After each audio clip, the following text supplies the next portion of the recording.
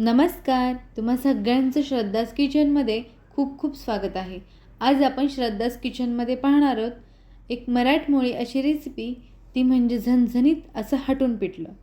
पिठल्यासाठी मी काही टिप्स दिल्यात, त्यासाठी व्हिडिओ नक्की शेवटपर्यंत पहा. झणझणीत पिठलं बनवण्यासाठी आपण घेणार आहोत लसूण, कढीपत्ता, हिरवी मिरची, बारीक चिरलेला टोमॅटो आणि कोथिंबीर आणि 1 वाटी बेसन पीठ. आपण मिरची कुटून घेणार आहोत. हे बघा, एका मिरचीचे 2 तुकडे करायचे आणि याच प्रकारे सर्व मिरच्यांचे तुकडे करून आपण खलबत्त्यात वाटून घेणार आहोत. तुम्ही मिक्सरलाही लावू शकता, पण खलबत्त्यात वाटलं ना तर बेसन खूप छान होतं किंवा पिठलं. बारीक वाटून घ्यायची आहे, जास्त मोठी ठेवायची नाही आणि जास्त बारीकही नाही, आपल्याला मीडियमच वाटायची. बऱ्याचदा काय होतं, आता सर्वच वर्किंग वुमन झालेले आहेत, त्यामुळे आपण पटकन वेळ वाचवण्यासाठी मिक्सरला वाटतो.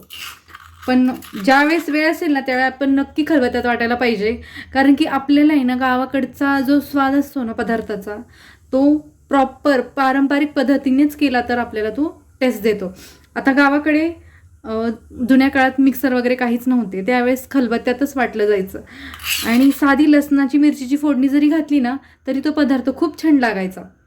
त्याचबरोबर आपण आता लसूणही ठेचून घेणार आहोत.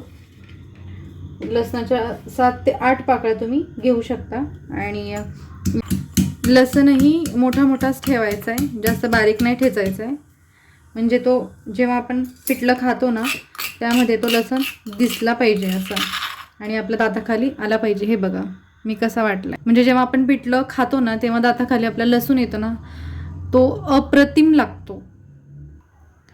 तर आपला लसूणही कुटून झालेला आहे. चला मग आपण फोडणीची तयारी करूया. पिठल्यासाठी आपण 1 मोठा चमचा तेल घेणार आहोत फोडणीसाठी. आपलं तेल तापलेलं आहे. आपण यात घालणार आहोत अर्धा चमचा जिरे, अर्धा चमचा मोहरी आणि जिरं तडतडलं की आपण त्यात घालणार आहोत 1 पाव चमचा हिंग.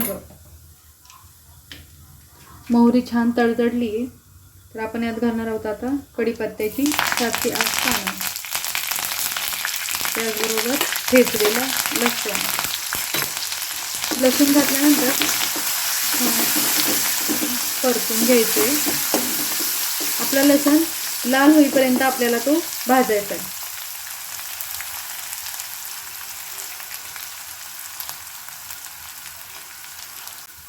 आपला लसूण लाल होत आलेला आहे. आपण यात घालणार आहोत मिरची. मिरची छान तेलात भाजायची आहे, म्हणजे कच्चेपणा दूर होईपर्यंत. मिरची आणि लसूण भाजल्यानंतर आपण यात घालणार आहोत बारीक चिरलेला टोमॅटो.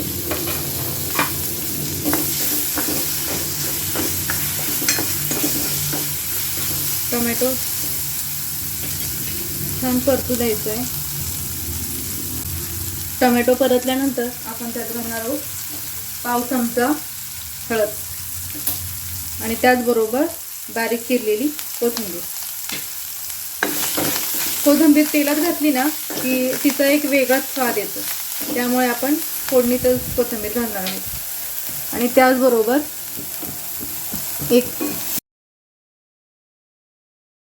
आपल्याला पिठलं घट्ट हवंय की पातळ हवंय त्याप्रमाणे पाणी घ्यायचंय. तर छान उकळी आलेली आहे. आता आपण पिठलं हटायला घेणार आहोत.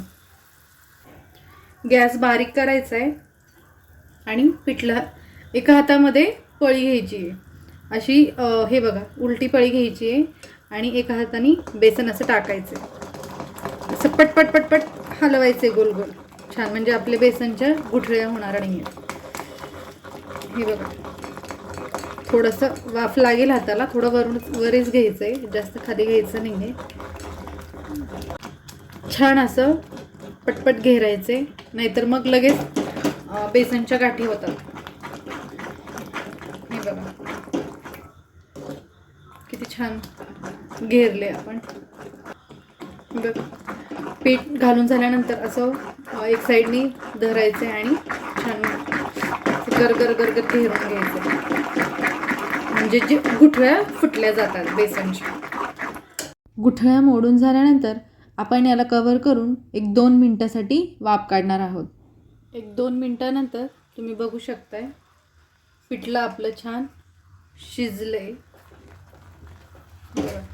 जेव्हा पिठलं खाली लागतं ना तेव्हा समजायचं की आपलं पिठलं शिजत आलंय.